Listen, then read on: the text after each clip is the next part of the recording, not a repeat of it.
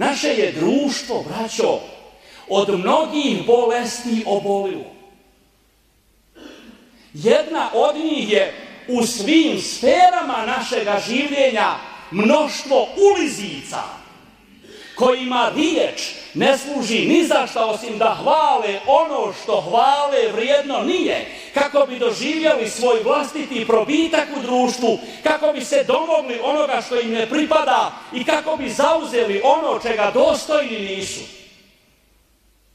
A naš narod, svjestan posljedice takvoga djelovanja, svjestan posljedice te bolesti koja je obuzela naše društvo, još davno je iskovao mudrost u kojoj kaže: gdje ulizice napreduju, tu pametni propadaju.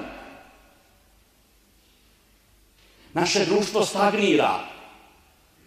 Možemo reći, umet naš stagnira zbog činjenice da u njemu nema dobronamjerne kritike, kritičkog mišljenja, opomene, spremnosti da prihvatiš da te neko opominje, da ti kaže nisi u pravu, da te zamoli da se promijeniš.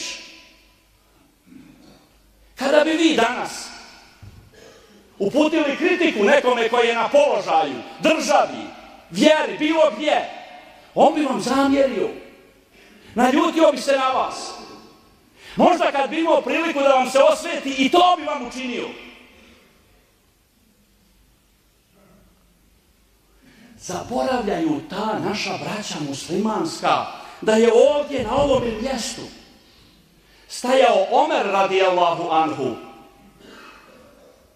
i rekao: žena je u pravu, a Omer je pogriješio. Omer i drugi naši prvaci iz slavne nam prošlosti bili su sretni što u svojim redovima imaju ljude koji ih opomenu kad pogriješe, koji ih vrate istini kad je zaborave, koji im ne daju da skrenu sa pravoga puta. To je društvo koje zaslužuje koračati naprijed, u kojem se sukobljavaju mišljenja zarad bolje zajedničke nam budućnosti.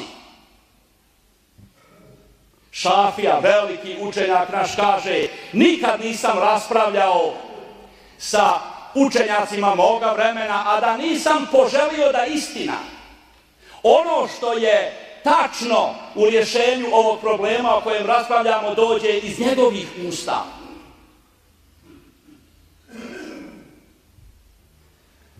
Nama, koji smo sljedbenici istine, nužno je potrebno zarad naše vječnosti, ali i naše sreće dunjalučke i sreće djece naše, da se oslobodimo ulizica i licemjera, svjesni univerzalne poruke koja kaže: koga munafik dvori, ne zna se koji je gori.